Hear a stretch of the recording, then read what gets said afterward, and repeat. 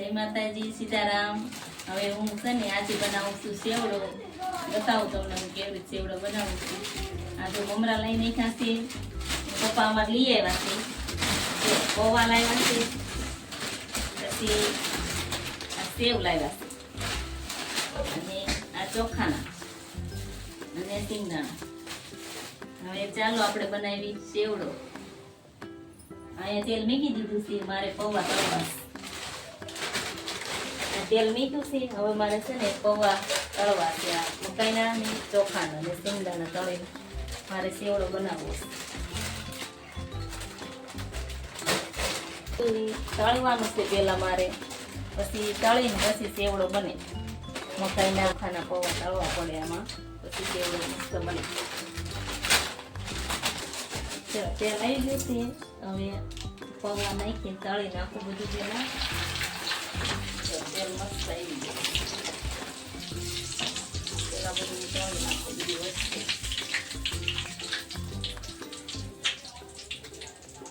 પેલા બધી વસ્તુ તળી નાખું. અને અમારે આ ચેવડો લઈ જાય બધા ટિફિનમાં, નાસ્તામાં. છોકરાને નાસ્તામાં જોવે ટિફિનમાં સેવડો અમારે, એટલે અમે ચેવડો બનાવી.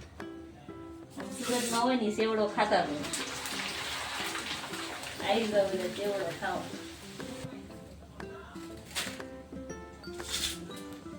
અમે તો બધા પૌવા નાખીને સેવડો બનાવી, ઘણા ન નાખતા હોય, અમે નાખી.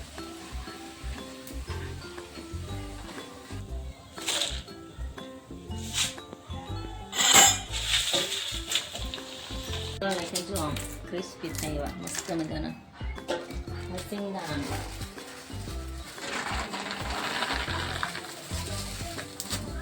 સિંગદાણા આમ તળવાના, નકર છે ને બળી જાય. બળે નહીં અને મસ્ત થાય સિંગદાણા. ઓલા તેલમાં કાઢવા જાય ને તો બળી જાય. જો મસ્ત થઈ ગયા.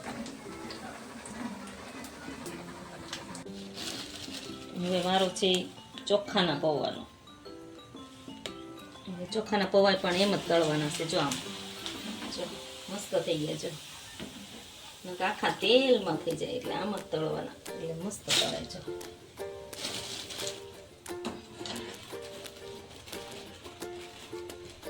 થોડા નાખતું જવાનું અને તળતું જવાનું. મોટા પૌવા છે ને એટલે થોડા મેં ભાંગી નાખ્યા. સિંગદાણા પૌવા બે પૌવા છે.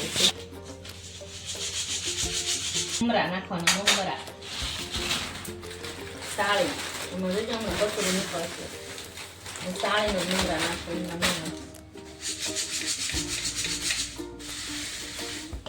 કરું છું. એમાં જો તેલ મેં દીધું છે, હવે નાખવાની છે અંદર હળદર. બીજું તો કાંઈ નથી નાખતી, ખાલી હળદર, મીઠું ને લાલ મરચું થોડું. જોઈ તેલ આવી ગયું છે. મેથી નાખી દીધું.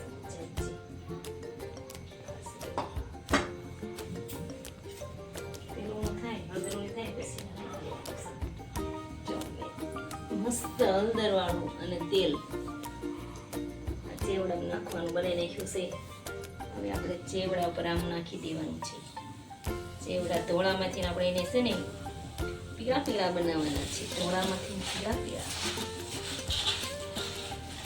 કલર એકદમ મસ્ત બધાનો પીળા બનાવીને ત્યાં ધોળામાંથી ચેવડા.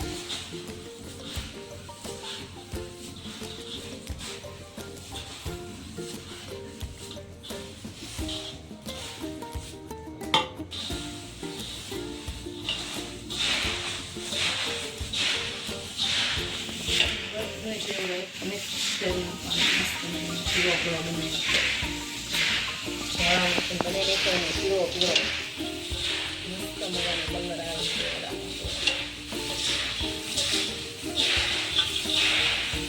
બધું ચેવડામાં મસ્ત મજાનું મિક્સ કરી નાખ્યું છે ને. હવે મારો છે ખાલી સેવ અને મીઠું બની ગયો અમારો ચેવડો મસ્ત મજાનો. આવી જાવ ચેવડો ખાવા. જો સેવ નાખી મજાની જેવ નાખી દીધી છે. પેલા મિક્સ કરી નાખી પછી નાખી અંદર મીઠું.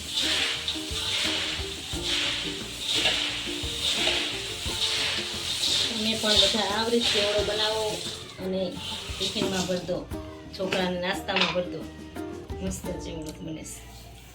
મેં નાખ્યો હવે મીઠું સ્વાદ પ્રમાણે. ચટણી નાખી છે, થોડું તીખા જેવું લાગે. બહુ ન નાખવું, છોકરા પણ ખાઈ શકે એટલે બહુ નહીં, થોડી ગમતી કોરી ચટણી નાખવાની. ચટણી મસ્ત ચટણી નાખી દે સેવને ખાઈ મસ્ત. હું તો આવડે જ ચેવડો બનાવું છું. તમે બધા કેવી રીતે ચેવડો બનાવશો એ મને કહેજો. આ મારો ચેવડો.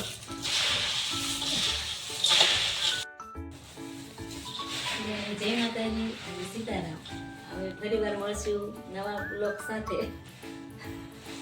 ફરી વાર મળશું નવા બ્લોગમાં. બધાને